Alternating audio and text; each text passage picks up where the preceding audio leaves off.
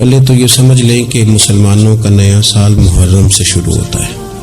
محرم شریف سے اسلامی سال کا آغاز ہوتا ہے. لیکن اگر کچھ لوگ یہ سمجھیں بھی کہ ہم نے ان کا خیال ہو بھی جو اسلامی تعلیمات کے ساتھ اس طرح آگاہی اور واقفیت نہیں رکھتے کہ ہم نے شروع کرنا ہے جنوری سے، تو پھر بھی جب قومیں نیا سال شروع کرتی ہیں تو وہ تو اپنا محاسبہ کرتی ہیں. جشن تو وہ لوگ مناتے ہیں جنہوں نے کوئی بہت بڑا کارنامہ سر انجام دے لیا ہو، اور جن قوموں کا حال یہ ہو کہ وہ دنیا کے ہر خطے میں پس رہے ہوں، اور جس ملک کا یہ حال ہو کہ وہاں کچھ لوگ سطح غربت سے نیچے زندگی گزار رہے ہوں، تعلیمی معیار بڑا پریشان کن ہو، لوگ انتہائی آزمائش میں وقت گزار رہے ہوں، ان لوگوں نے جشن منانے. ہمارے تو ذمہ یہ تھا کہ ہم حساب کرتے کہ یہ سال گزرا ہے، کتنی نمازیں میری رہ گئیں، کتنے خیر کے کام تھے جو میں نہ کر سکا. ہمیں تو اس بات پہ رونا تھا کہ یہ سال بھی میری زندگی سے مائنس ہو گیا اور ابھی تک میں اپنے آپ کو تبدیل ہی نہیں کر سکا. ایک سال اور گزر گیا اور میرے اندر کوئی بھی پرہیزگاری، نیکی، خیر والی تبدیلی نہ آ سکی. ہمیں تو اپنا حساب کرنا تھا. یہ سال بھی گزر گیا اور مسلمان کھل کے اس سال نہ بیت اللہ کی زیارت کر سکے، نہ روضہ رسول کی حاضری دے سکے. تو یہ تو مقام استغفار ہے، تو مقام توبہ ہے، اور قوم کو لگا دیا گیا ہے. بس وہ ایک چکر میں پڑ گئی ہے، جو بھی موقع آئے بس وہ کسی نہ کسی جگہ پہنچ جاتی ہے. اور ہم ہیں کہ بس یہ دیکھتے ہیں کہ آج کل ہوا کدھر کی ہے، سوچتے سمجھتے بھی نہیں اور اس کے پیچھے چل نکلتے. تو اس لیے ایک تو پچھلے سال کی غلطیوں سے اللہ سے معافی مانگیں، کمزوریوں سے، اور نئے سال کے لیے اپنے ارادوں کو وضو کرائیں، اپنی نیتوں کو صفائی دیں. کوشش کریں کہ یہ سال جو آیا ہے میں اللہ کی فرما برداری میں گزاروں گا، میں رسول اللہ صلی اللہ علیہ وسلم کی سنت کی اتباع میں گزاروں گا، میں اپنے دین کے لیے، ملت کے لیے، وطن کے لیے کچھ کر کے دکھاؤں گا. میں اپنی طبیعت کے اندر وہ چیزیں پیدا کروں گا کہ میرا وجود نفع والا ہو، میری بات نفع والی ہو، میرا کردار نفع والا ہو، میں کسی کو کچھ دے سکوں. شوق ایسا. اعلیٰ حضرت فاضل بریلوی رحمۃ اللہ علیہ ذی الحج کی آخری رات تھی، اگلے دن محرم شروع ہونا تھا، تو آپ کے خادم کہتے ہیں کہ فرمانے لگے یار سال بدل گیا تو ہمیں بھی بدل نہیں جانا چاہیے. تو میں نے عرض کی حضور کیا مطلب؟ فرمانے لگے ایک سال اور کم ہو گیا ہے، اب ہمیں کچھ نیکی بڑھا لینی چاہیے. یہ ایک سال اور گزر گیا، اگر تھوڑی مہلت مل گئی ہے تو ان ایام میں رب رب کر لینی چاہیے، کوئی خیر ہمیں جمع کر لینی چاہیے. اللہ کریم نے ارشاد فرمایا کہ فَكُلَّمَا جَاءَكُمْ رَسُولٌ بِمَا لَا تَهْوَىٰ، فرمایا تو کیا جب تمہارے پاس کوئی رسول وہ چیز لے کے آ جاتے ہیں جو تمہارے نفس کی خواہش نہیں، پیغمبر ایسی چیز تمہارے پاس لے آئے جن کو تمہاری خواہش، تمہارا نفس قبول نہیں کرتا. لا تہوا انفسکم مستکبرتم، جن کو تمہارا نفس قبول نہیں کرتا تو پھر تم تکبر کرتے ہو. تمہارے نفس پر وہ چیز گراں گزرتی ہے، تمہاری خواہش کے وہ چیز خلاف ہوتی ہے، تمہاری مرضی کے مخالف ہوتی ہے، پھر وہ تم اس سے تکبر کرتے ہو. فَفَرِيقًا كَذَّبْتُمْ، تو ایک گروہ ان میں سے انبیاء کو جھٹلاتا ہے، معاذ اللہ. ایک گروہ کیا کرتا ہے؟ نبیوں کو جھٹلاتا ہے، نبیوں کو. اور دوسرا اس سے بھی آگے بڑھ جاتا ہے، وَفَرِيقًا تَقْتُلُونَ، اور ایک گروہ ان کو شہید کر دیتا ہے. انبیاء کرام علیہم السلام کی جو تعلیمات ہوتی ہیں وہ کامل، اکمل اور مکمل ہوتی ہیں. انبیاء کرام علیہم السلام معصوم ہوتے ہیں. نبیوں میں معاذ اللہ نہ ظاہری طور پر کوئی نقص ہوتا ہے، نہ باطنی طور پر نقص ہوتا ہے. اللہ تعالیٰ انبیاء کرام علیہم السلام کو بڑے قبیلوں میں پیدا فرماتا ہے، ان قبیلوں میں جو اس دور کے اندر لوگوں میں بڑی قدر کی نگاہ سے دیکھے جاتے ہیں، ان میں نبی آتے ہیں۔ انبیاء کرام کو اللہ تعالیٰ حسن و جمال دیتا ہے، قد و قامت دیتا ہے، ان کو اللہ تعالیٰ پر وجی چہرے دیتا ہے، کامل تعلیمات دیتا ہے۔ اور سب سے بڑی بات یہ ہے کہ انبیاء معصوم ہوتے ہیں، ان کے اندر کوئی نفسانی خواہش ہی نہیں ہوتی، نبی کوئی خطا کرتے ہی نہیں۔ کامل مکمل اکمل تعلیم نبی لے کے آتے ہیں، لیکن اللہ کا قرآن کہتا ہے کہ جب وہ چیزیں تمہاری نفس کی خواہش کے خلاف ہوتی ہیں، چیزیں بالکل مکمل ہیں، کامل ہیں، اکمل ہیں، نبی معصوم ہیں۔ عام آدمی اگر کوئی بات کرتا ہے تو اس کی بات میں نقص رہ جاتا ہے، کمزوری رہ جاتی ہے، کسی دانشور سے، کسی شاعر سے، کسی ادیب سے، کسی آپ جس نے اپنی دانش بینش کے حساب سے کوئی بات کی ہے، آپ اگر اس سے کوئی تربیت لیتے ہیں تو اس کی بات میں کمزوری رہ جائے گی، عام آدمی ہے۔ انبیاء کرام علیہ السلام کی تعلیمات جو ہوتی ہیں وہ ذاتی نہیں ہوتی، وہ وحی الہی کے ساتھ ہوتی ہیں، ان میں کمزوری کوئی نہیں ہوتی، نقص کوئی نہیں ہوتا۔ انبیاء کرام علیہ السلام خوبصورت ہوتے ہیں، نورانی ہوتے ہیں، یعنی کسی بندے نے معاذ اللہ ان سے کوئی ایسی چیز نہیں دیکھی ہوتی جس سے کہ قباحت پیدا ہو، نقص پیدا ہو۔ انسان دور ہٹے، انہیں اللہ تعالیٰ ظاہری باطنی مانوی حسن دے کے دنیا میں بھیجتا ہے، کیوں نہیں لوگ مانتے؟ 950 سال حضرت نوح علیہ السلام نے تبلیغ فرمائی، اور میرے بھائی 1.5 دن میں بندہ تھک جاتا ہے، اکتا جاتا ہے، ہف جاتا ہے، عام آدمی کی بات کر لو۔ 950 سال تبلیغ کی، اور تبلیغ کرنے والا بندہ کامل ہے، مکمل ہے، اکمل ہے، درد مند ہے، سونا ہے، نہیں ماننے لوگ۔ کیوں؟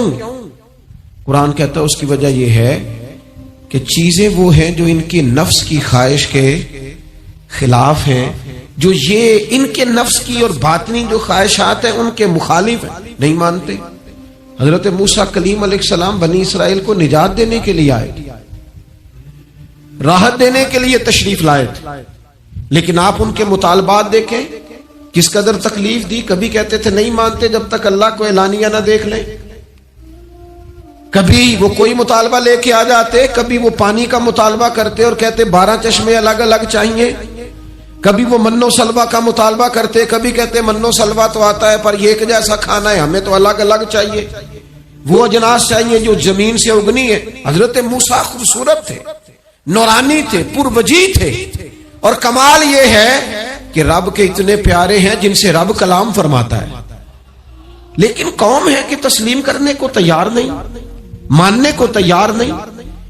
فقط اتنی بات ہے کہ وہ تعلیمات وہ ہیں جو ان کے نفس کی خواہش کے خلاف ہیں، اور ذرا سا انہیں موقع ملا، حضرت موسیٰ علیہ السلام 40 دنوں کے لیے کوہ طور پہ تشریف لے گئے تو پیچھے سے ایک بچڑے کی پوجا شروع کر دی۔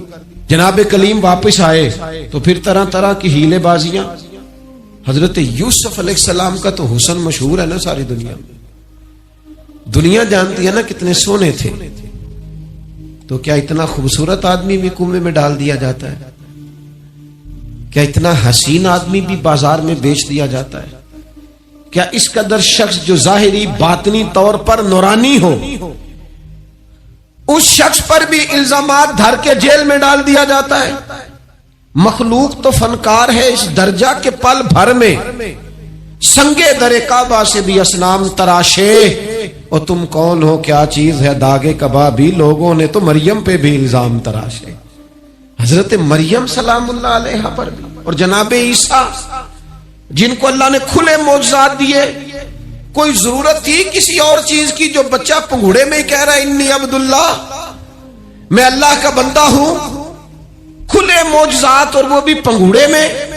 لیکن قرآن کہتا ہے تعلیمات وہ تھی کہ جو ان کی نفس کی خواہش کے خلاف تھی، لہذا نفس کی خواہش، وہ جو ایک جگہ پہ قرآن مجید نے کہا نا کچھ لوگوں نے نفس کی خواہش کو خدا بنا لیا، وہ چونکہ خواہشات نفسانیہ کے خلاف تھی، نتیجہ اس کا یہ نکلا کہ ان لوگوں نے پیغمبروں، رسولوں، انبیاء، اللہ کے محبوب بندوں کو جھٹلا دیا، یہاں تک کہ قتل کر دیا۔ حضرت زکریا علیہ السلام جیسے لوگوں پر آرے چلا دی، شہادتیں ہو گئی انبیاء کی۔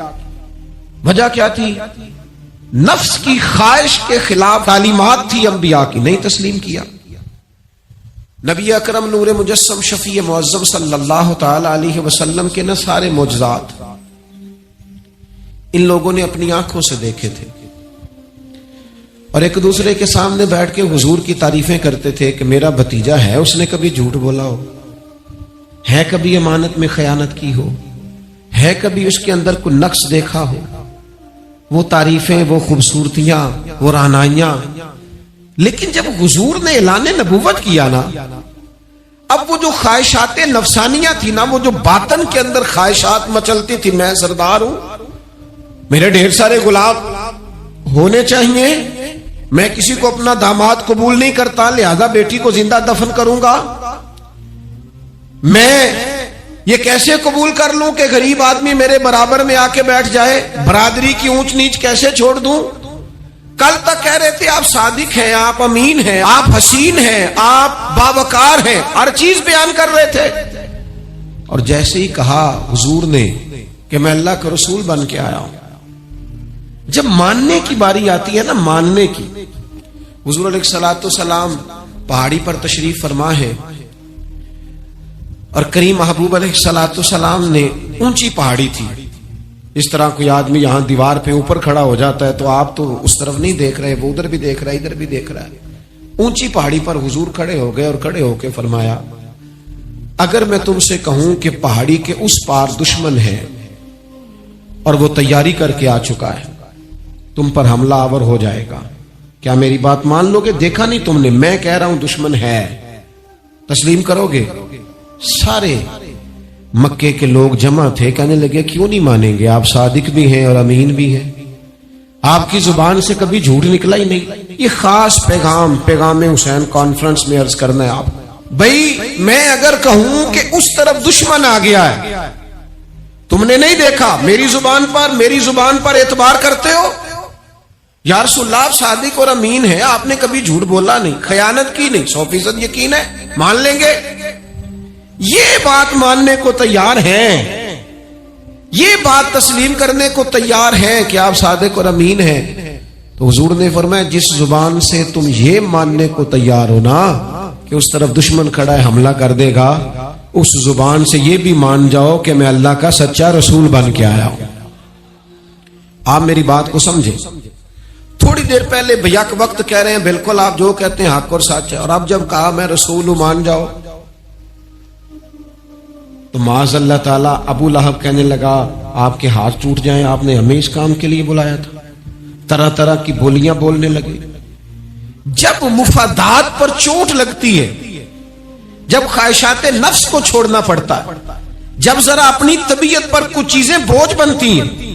میرے اصحاب قبلہ عالم فرمایا کرتے تھے ہمارے دشمن جب ہم پر تنقید کرتے ہیں تو کئی باتیں غلط بھی کرتے ہیں لیکن کچھ باتیں ٹھیک بھی ہوتی ہیں، بجائے اس کے کہ ہم اسی وقت اٹھ کے قبول کریں، تسلیم کریں کہ جناب یہ بات جو آپ نے کیا یہ بالکل ٹھیک ہے، میں کھلے دل سے اس کو قبول کرتا ہوں۔